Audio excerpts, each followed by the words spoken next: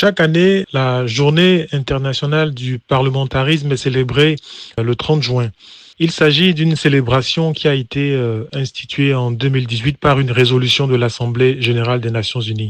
Alors, la création d'une journée internationale des parlements est particulièrement importante parce qu'au niveau d'Internet sans frontières, nous estimons qu'en cette période sensible, par exemple, à l'approche des élections combinées, il est important de célébrer une pareille journée. Donc une journée particulièrement importante, particulièrement cruciale en cette période où nous approchons petit à petit des élections combinées de 2026. Donc c'est une période cruciale pour la démocratie parlementaire parce qu'il arrive bien souvent que les populations perdent confiance dans les institutions politiques comme le Parlement et que la démocratie elle-même soit confrontée à de nombreux défis.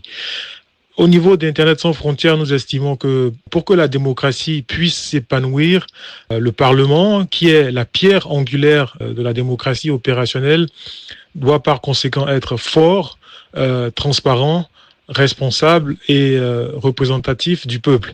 C'est pour cette raison qu'au lendemain de la célébration de la Journée internationale du parlementarisme, au niveau de la section Afrique de l'Ouest d'Internet sans frontières, nous souhaitons rappeler aux parlementaires béninois de la 9e législature le rôle essentiel qui est le leur, donc le rôle essentiel du Parlement béninois.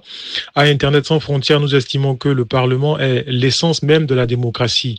Nous estimons par ailleurs également que le Parlement constitue en fait une courroie de transmission entre les citoyens d'une part et le gouvernement d'autre part, et que les parlementaires qui y siègent jouent un rôle essentiel afin de veiller au bien-être des populations et à la protection de leurs droits fondamentaux. À travers le rôle que les parlementaires sont censés jouer, le peuple leur confie donc la responsabilité et l'autorité également de façonner les politiques publiques.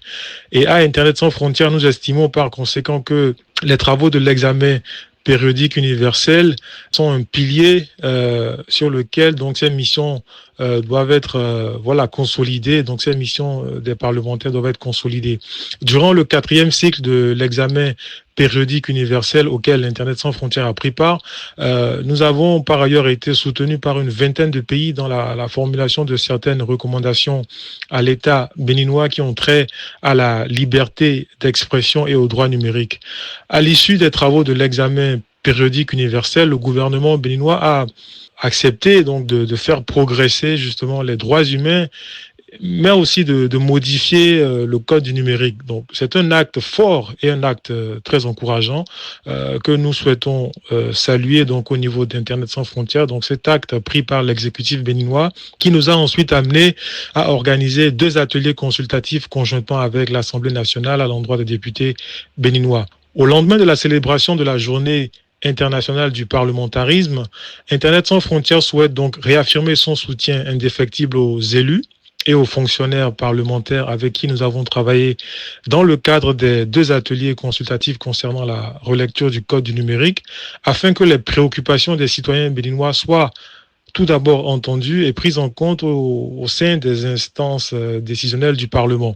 Alors, le code du numérique devant subir une retouche durant la session ordinaire parlementaire en cours, Internet sans frontières souhaite attirer l'attention des députés de la 9e législature sur le fait qu'il est nécessaire d'aligner à cette occasion la législation béninoise sur les standards internationaux de liberté d'expression, comme accepté par le Bénin lors des travaux de l'examen périodique universel.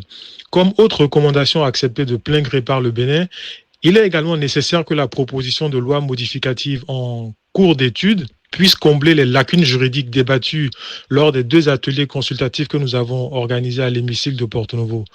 Certaines dispositions sont en effet, à l'heure actuelle, dans le code du numérique, rédigées en des termes vagues et larges, et comme on peut le voir, ces dispositions non clarifiées dans le langage législatif peuvent nuire gravement à l'exercice pacifique des droits de l'homme en République du Bénin.